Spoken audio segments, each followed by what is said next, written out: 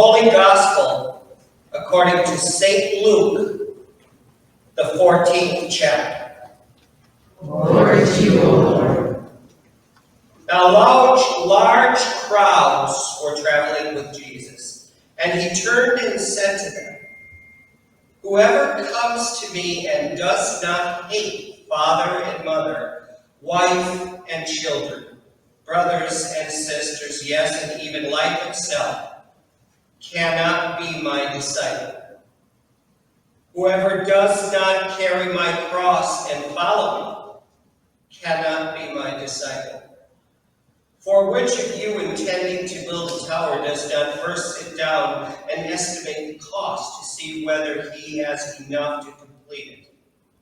Otherwise, when he has laid a foundation and is not able to finish, all who see it will begin to ridicule him, saying, 'This fellow began to build and was not able to finish.' Or what king going out to wage war against another king will not sit down first and consider whether he is able with 10,000 to oppose the one who comes against him with 20,000? If he cannot, then, while the other is still far away, he sends a delegation and asks for the terms of peace. So therefore, none of you can become my disciple if you do not give up all your possessions." The Gospel of the Lord. Thanks be to God. In the name of the Father, and of the Son, and of the Holy Spirit. Amen.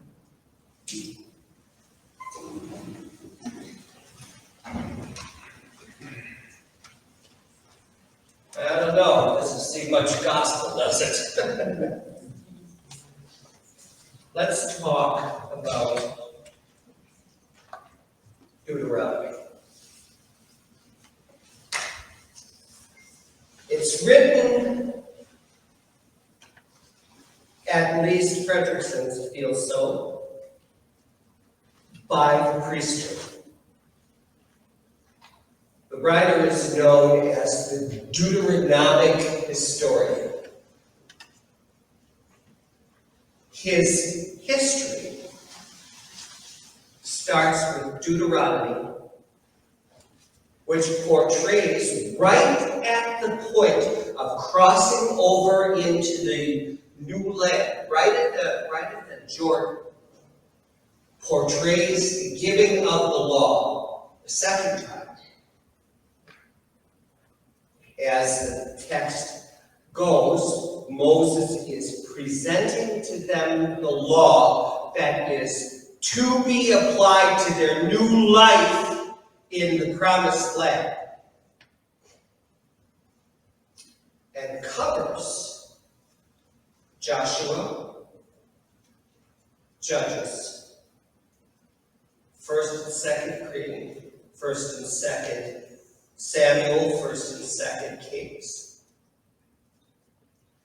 It takes them through the entire history of the promised land and begins with this proposition: choose. You have a choice. Choose to love the Lord your God with all of your heart, and with all of your mind, and with all of your strength. Choose that. And obey all of the commandments. And notice he goes on to talk a little bit more than commandments. He talks about the commandments.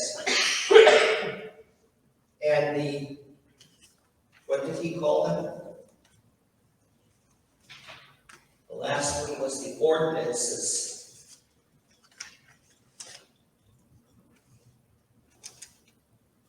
He talks about, I can't see it right now. There were 3 of them. And he talks about, in terms of not only the 10 that were given, but the rest of the 660 that were given in the book of Exodus, in Deuteronomy, they show up, and in Leviticus. All of the stuff, the traditions about kosher, Sabbath worship, all the sacrifices that need to be made for what? He lays them all out and makes them a condition for prosperity. Do the law, and you will live prosperously in the land. Don't do the law and that's what he's saying. And we're standing in the position of being able to look and see how that turned out. And it didn't turn out well. They, in fact, lost the land. Some of them went to Assyria, and some of them went to Babylon. And even after they were returned, even after God let them go, they never ruled the land themselves. First, they were under the thumb of Darius, the Persian. Yeah, they could have their city back. Yeah, they could reconstruct the temple. But they had a taskmaster. And then when Darius was conquered by Alexander the Great, then they had a Greek ruler. That didn't always work out so good. Because he let him have the walls and the temple, but he used that temple. Antiochus Epiphanes, his name was, set up a statue of Zeus in the temple and sacrificed pigs. And then they were conquered by Rome, who let them have a king, one that had the imprimatur of Caesar stamped on his head. They let them have a high priesthood. They returned the temple to the sanctuary of Yahweh, and they were able to live their lives as children of Yahweh with the temple. But as to fealty, they owed Caesar. One of the things that was pulling those early Christians apart was that they were allowed their religion, this little sect of people. But part of their dues every year was to make a sacrifice at the temple of Caesar. Maybe that opens a little bit of a door to the religious struggle that they were under. That one that made them either go to their death or pay their debt to Caesar in a yearly worship at his temple. They never had autonomy again. They chose the wrong one. Their choice led them down the wrong path. Well, we have to listen to the words of Luke now, who pretty much, in Jesus' own words, puts to them the impossible, and yes, I say impossible. Those words that Jesus spoke make it sound like discipleship is impossible. Who did not have some kind of a gut reaction to that last statement about if you want to be my disciple, you have to give up all your possessions. Now, anybody who has any bead on what the gospel is has to have some kind of a reaction to this passage of Luke. Isn't Jesus contradicting himself? First of all, with this part about hating your family. Man, that's a gut punch from the one who talked entirely about discipleship related to love. Loving God above everything else. Loving your neighbor as yourself. Where does hating your family, parents, mother, father, sister, brother, where does all that fit in to Jesus' most fundamental and sacred teaching about love being the foundation? Later he says, if you want to be my disciple, if you want to be known as my disciple, it's true, this is from John, you will love one another as I have loved you. Different author, same book. Well, we can take a deep breath and know that Luke is writing in hyperbole. Same as he was doing when he had Jesus teaching that if your right hand causes you to sin, cut it off. If your eye causes you to sin, pluck it out. Because it would be better to enter the kingdom of God made than be thrown in the fire's hole.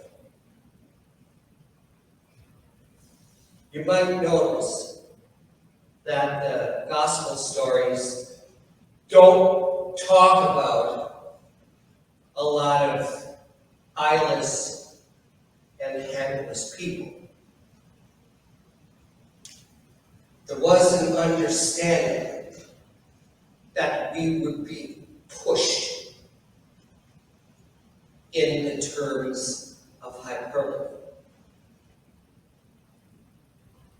The same, and we talked about this one a little while ago, that part about love and fear.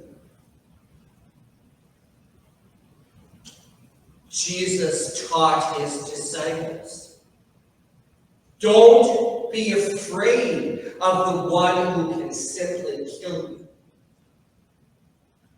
But be afraid, the word was phobos. You know that one from hydrophobia, or nymphophobia, or claustrophobia. Those fears that make us sweat when we encounter them.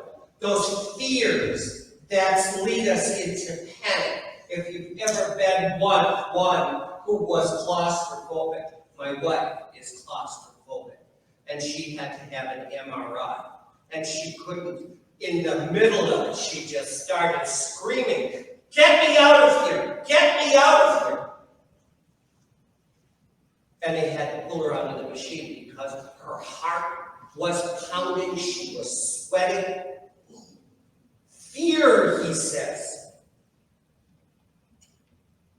Fear the one who can not only kill the body, but throw the remainder in the fires. Fear that. And then just a couple of sentences later says to them, have no fear, little flock, for your Father has given you the kingdom. Not a sparrow falls from the sky without him knowing it. You're worried about what you're going to eat. Look, even the birds in the air have everything they need, and they neither toil nor spin. You're worried about what you'll wear. Look at the fields, the lilies of the field, he says. How beautiful they are. They who are today here and tomorrow are cut down and thrown into the furnace. Don't be afraid, because the one who provides all of that has you and mind and heart. Is that schizophrenic? What's the bottom line here? Do we fear or do we not fear? And the answer is yes. The answer is keep track of that. And here Luke was really clear about it. When you're considering discipleship, look what Jesus is asking for. All in. If you're a king about to do war, don't you make an assessment before to see if your 10,000 can actually come against the 20,000? And if not, don't you start bargaining for life? And about the building, before you start the project, don't you make an assessment of whether you are going to be able to finish the project? Because if you don't, if you end up short on the building supplies, you're going to become the ridicule of the world. Jesus says to his disciples, take heart. Look at the cost. And he throws that cost out there on the table. If you are not willing to take up your cross, the same as I do, there's the heart of the matter, or should we say, the crux of the matter. Look at what discipleship costs. Look at what Jesus paid to become human and live among us and to offer what God has for us. It took not only death, it took not only mortality, but death in the worst possible way. It took God's willingness, God's desire, God's will to bring us to the other side. And is asking us to follow. Well, if your heart is saying, how can I do that? You're in the company of the entire world. And we know there are those who did that. Like those 12, none of them went to the grave naturally. They were all sent there by people who didn't like it very much, who didn't want to hear what they had to say.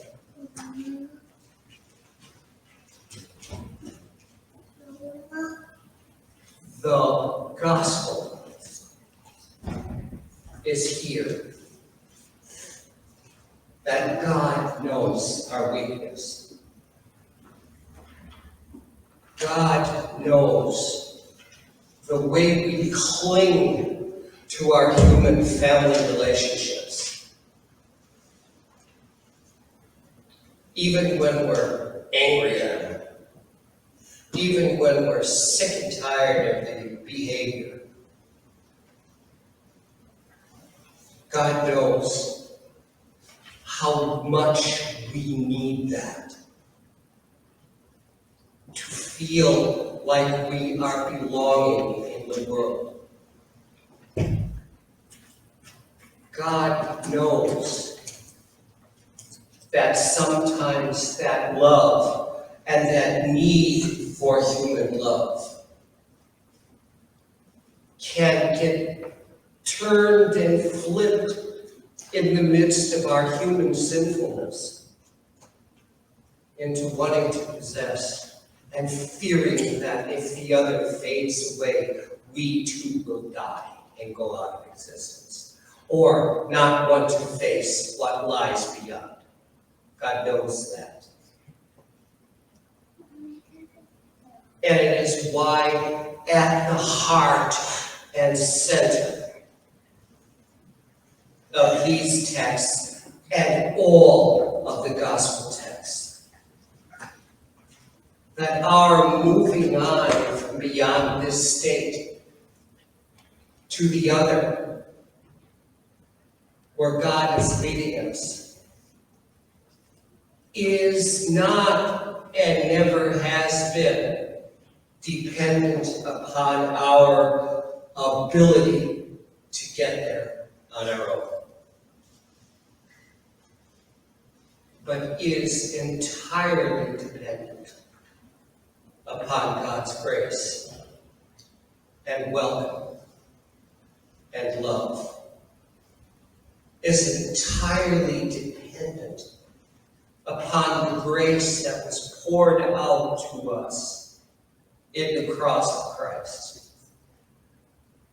That human God walking around who did that, who dared to do that, so that we could understand, finally, through all those years of Old Testament history, that we could finally come to the understanding that all God ever wanted